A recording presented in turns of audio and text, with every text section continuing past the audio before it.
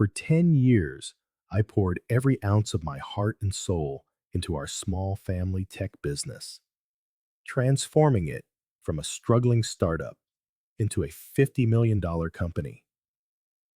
Yet sometimes, success breeds jealousy, especially from those you expect to celebrate it with you. I still remember the early days when our family business was nothing more than a tiny computer repair shop tucked away in a mall. My father had founded it 20 years earlier. It was his pride and joy, though it barely brought in enough to support us. My sister, Emma, was always his favorite, the straight A student who went off to an elite business school. I was the quiet one, the one who stayed behind to help Dad while working on my computer science degree at the local college. Sarah, you're wasting your potential here, Emma would tell me during her visits home from university. You should aim higher. But I saw something in that little shop that no one else seemed to notice. Potential. While Emma studied theoretical business models, I was hands-on with programming, spotting real market opportunities. In my final year at college, I developed our first proprietary software, a simple, effective tool to help small business manage their inventory. It wasn't revolutionary, but it was easy to use and affordable. Dad was skeptical at first, but once local companies began buying licenses, his attitude shifted. Maybe you're onto something, kid, he told me, a spark of pride in his voice. To me, those words meant everything, though I wish I had known how fleeting they would be.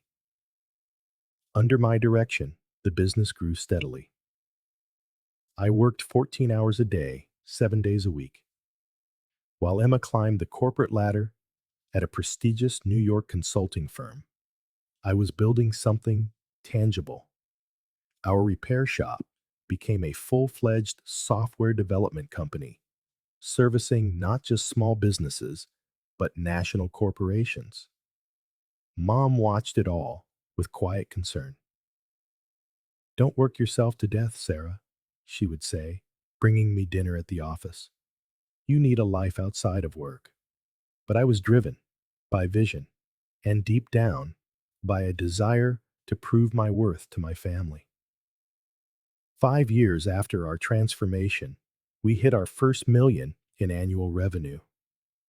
That's when Emma suddenly became interested in the family business. She quit her New York job and came home. I think it's time I take my rightful place in the company, she announced during a family dinner. With my business expertise, we could really kick things into high gear. Dad's face lit up. That's wonderful, Princess. We could use your professional touch around here. I sat frozen, fork suspended midair, trying to process what was happening. The company I had built from almost nothing was being handed to my sister on a silver platter. Still, I swallowed my objections and tried to be a team player. Emma was appointed co-CEO alongside me, despite having no experience in our field. Dad insisted her credentials would strengthen the company's image. So, I focused on product development and operations while she took charge of marketing and investor relations. The next 5 years would stand in stark, almost jarring contrast to everything that had come before. While I kept pushing forward with new software solutions and nurturing our client relationships, Emma was busy crafting a glamorous public image as the face of the company. She gave interviews about being a woman in technology, accepted awards for entrepreneurship, and took credit for innovations my team and I had built from the ground up. Our revenue kept climbing, eventually hitting $50 million annually. But the strain between us only deepened. Emma began shutting me out of key meetings, making major decisions without consulting me. and slowly easing me off the stage of my own creation. Then came Dad's 60th birthday, the day everything changed. The party was, of course, Emma's idea. She booked the grand ballroom of the most expensive hotel in town, inviting every one of our business partners. It was more of a networking event than a birthday celebration. But that was Emma. Everything had to serve a purpose. I arrived early to help with preparations, wearing a simple black dress. Emma's eyes swept over me, and she immediately frowned. "You couldn't make a bit more effort?" she hissed. "These are important people coming tonight." I ignored her and focused on greeting guests as they arrived. Soon, the hall was buzzing with business associates, clients, and family friends. Emma moved through the crowd with the ease of a seasoned politician, while I stayed in the background, making sure everything ran smoothly. During dinner, Emma tapped her glass and rose to speak. I expected the usual, a warm tribute to Dad, perhaps a few childhood anecdotes. Instead, she dropped a bomb that would shatter our family forever. "As we celebrate Dad's 60th, she began, her voice ringing clear in the silent room, "I think it's time to announce some changes at Ching Technologies. The board has agreed the company needs unified leadership to move forward." My heart stopped. Board meetings? What board meetings?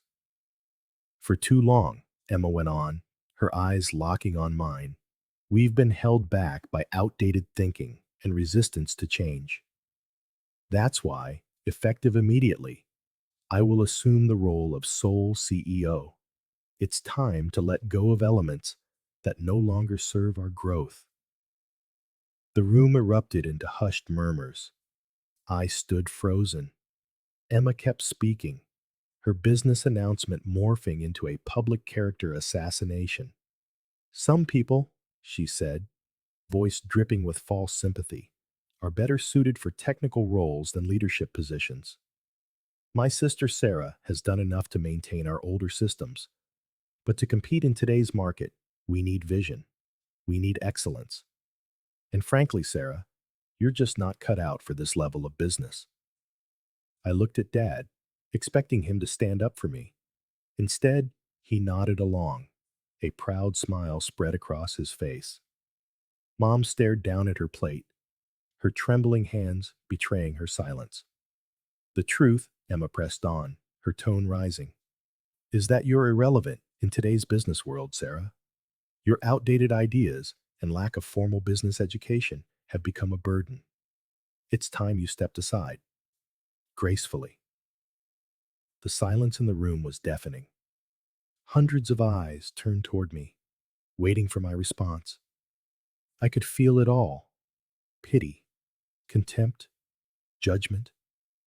Everything I had built, every sacrifice I had made, was being stripped away before the very people who had once admired me. Slowly, I rose to my feet.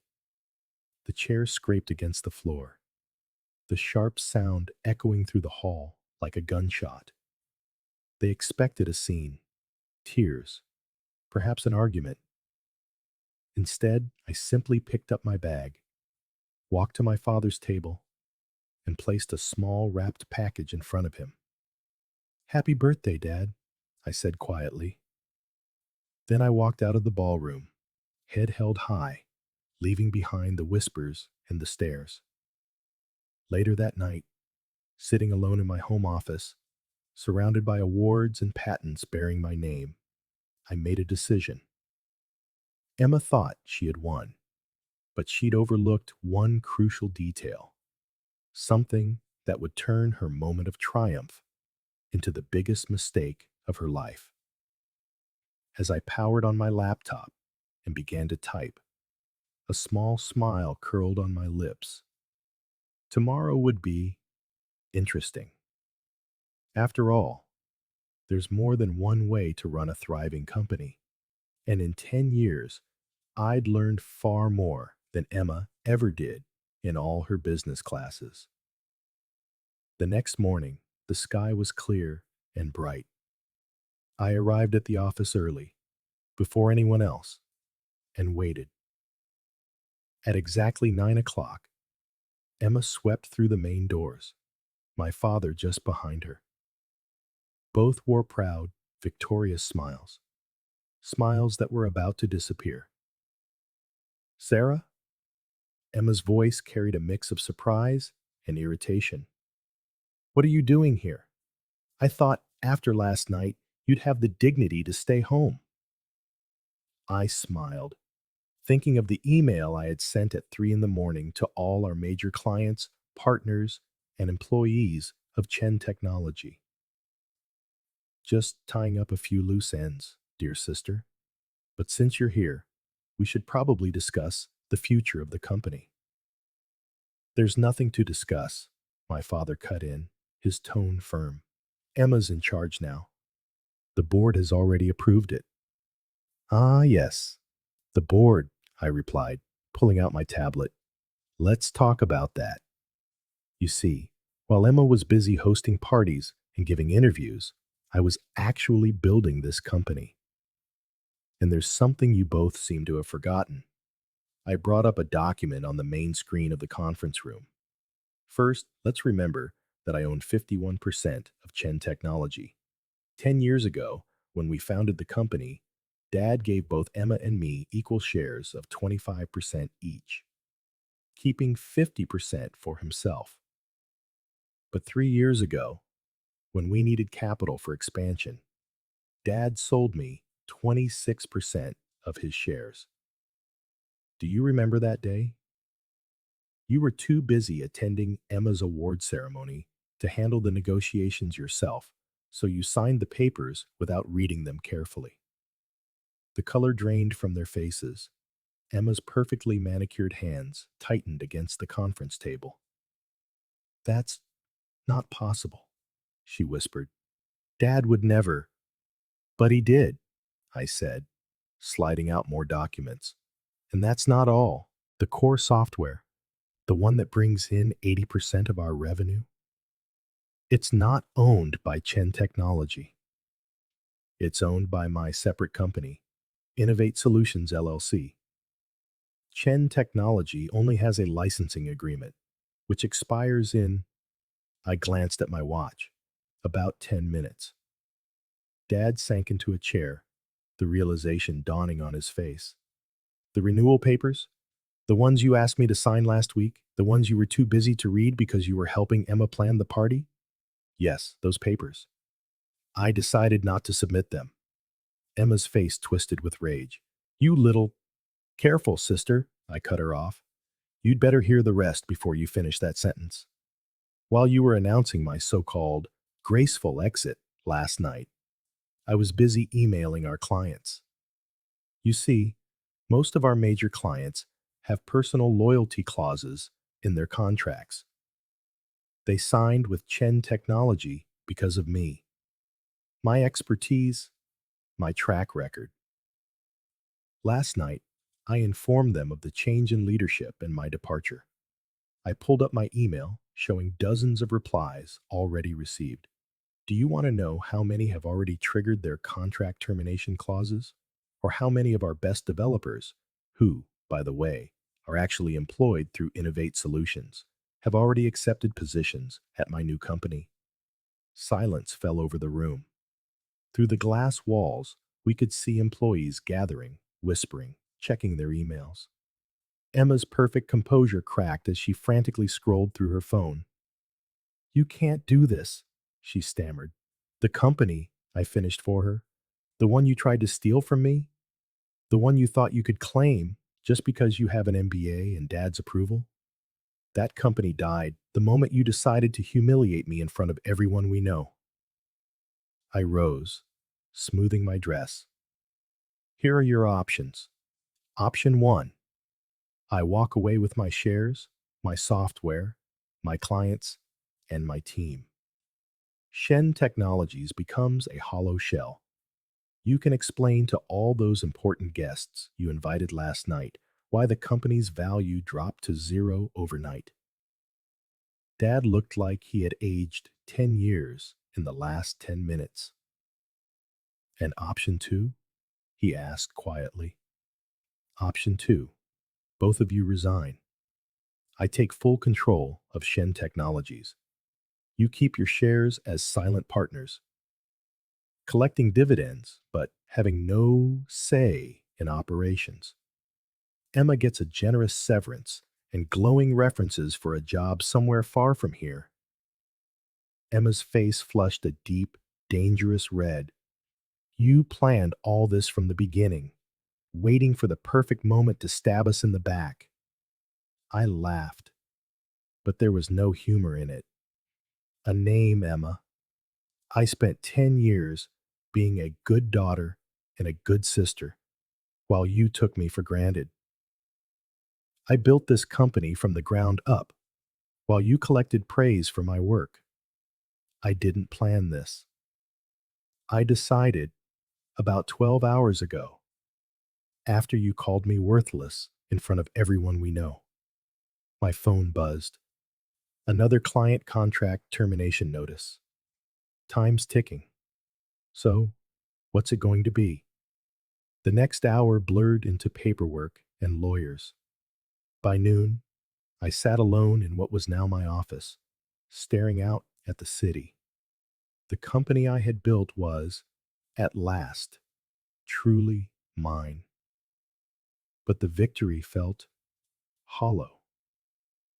Family ties around me lay in ruins, trust shattered like splintered crystal. That evening, my mother came to see me, her eyes red from tears. Does it have to end like this? She asked softly. They gave me no choice, I replied, my voice gentle but resolute. They would have taken everything I built and tossed me aside without a second thought. She nodded slowly, understanding my sorrow. And now, what happens next? I unfolded the plans I'd already drawn up. Expansions, new product lines, innovations I had been holding back. Now, I'm going to build something even greater. But this time, I won't carry people who see me as worthless. Over the next year, Shen Technologies, under my sole leadership, tripled in value. Emma found work at a humiliated Silicon Valley startup. Wiser, I hoped. My father retired, finally realizing his favored child had nearly destroyed his legacy. We now saw each other only at holidays, maintaining a polite distance that hid wounds perhaps too deep to ever truly heal. Sometimes, late at night, I'd look at old family photos and feel a sting of loss for what we once had. But then I'd remember that birthday party, Emma's look of disdain, my father nodding along to her cruel words. In business and in family, respect is earned, not given. They had learned that lesson too late. As for me, I learned something else. Sometimes, the quiet ones, the ones dismissed as insignificant, are the very people to watch. We know how to build from nothing, and how to take everything back when others try to steal what we've made. My story made its way through business circles, a cautionary tale about underestimating the wrong person. At industry events, I often catch whispers. That's Sarah Chen, the one who... They never finish the sentence. They don't have to. My success speaks for itself. Last week, I received an invitation to speak at Emma's business school graduation ceremony. The topic? Hidden strengths. The power of underestimated leaders. I accepted with a small smile, already shaping the words in my mind. After all, I have an entire story to tell. The company continues to thrive under my direction. But more importantly, I've made peace with my choices. Sometimes, the strongest message you can send is to prove people wrong. And sometimes, the best revenge isn't destroying others. It's rising so high that they can't help but see their own mistakes. As I write this from my office overlooking the city, I recall something my mother once told me. Success is the best revenge, but wisdom is knowing when to stop seeking revenge and start seeking growth. She was right. I've outgrown the need for vengeance. Now, I focus on building something meaningful, something that will outlast petty jealousies and family dramas. On a shelf, I still keep the birthday gift I never gave my father, a photo album tracing the company's journey from a tiny repair shop to what it is today.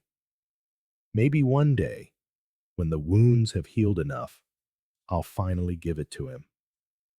Until then, it serves as a reminder that our greatest strengths often arise from the very things others tend to underestimate in us.